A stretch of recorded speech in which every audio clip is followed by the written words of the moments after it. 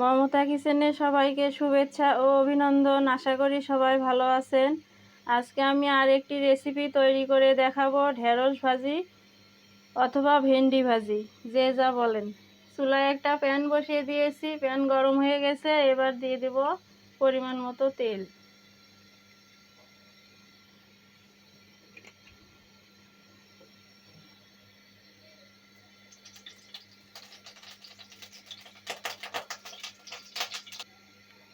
তেল গরম হয়ে গেছে, এবার দিয়ে দেবো পেঁয়াজ কুচি।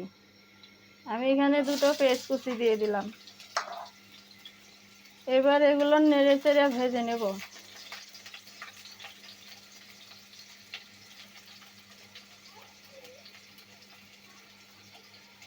একটু লাল লাল করে ভেজে নেব।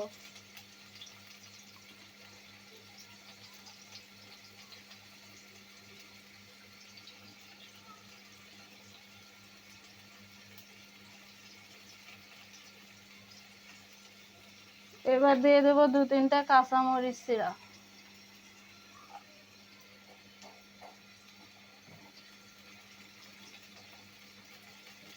এগুলো নাড়াচাড়া করে দেব।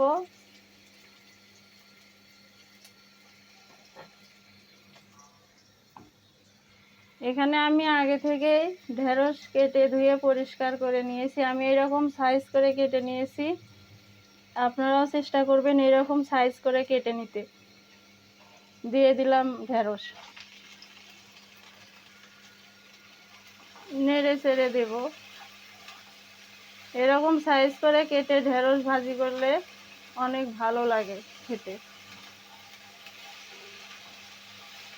আর একটা টিপস, ঢেঁড়স কাটার পরে ধোবেন না, এতে করে এর যে ভিতরে লালসা থাকে, তখন আর কি ভাজিটা সুন্দর হয় না।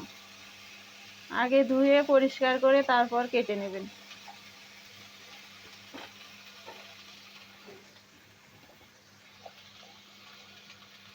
দিয়ে দেবো স্বাদ মতো লবণ,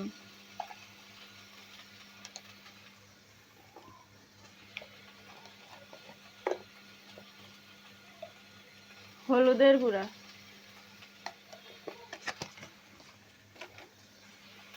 এবার নেড়ে চেড়ে দেব।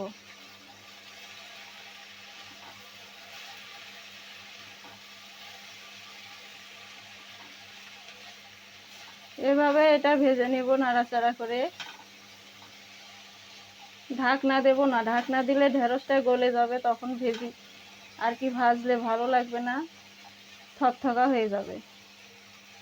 এভাবে ধীরে ধীরে মিডিয়াম আঁচে আমি এটা ভেজে নেব।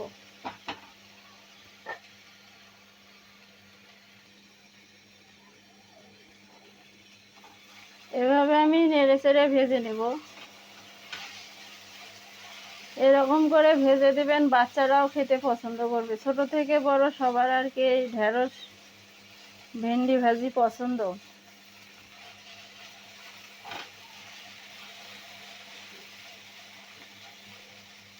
ঢেঁড়স হয়তো আমরা অনেকেই রান্না করা জানি, কিন্তু এভাবে একবার এই প্রসেসে তৈরি করে খেয়ে আমাকে কমেন্টে জানাবেন কেমন লেগেছে।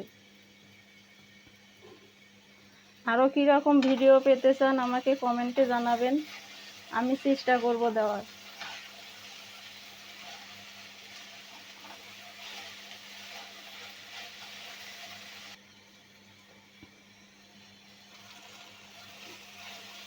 এভাবে বেশ কিছুক্ষণ সময় নিয়ে ভাজতে হবে।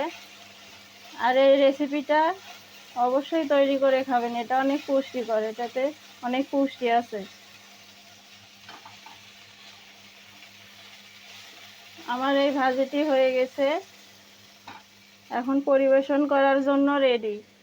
আমার ভিডিওটি যদি ভালো লাগে লাইক, কমেন্ট, সাবস্ক্রাইব করে পাশে থাকা বেল আইকনটি বাজিয়ে দেবেন।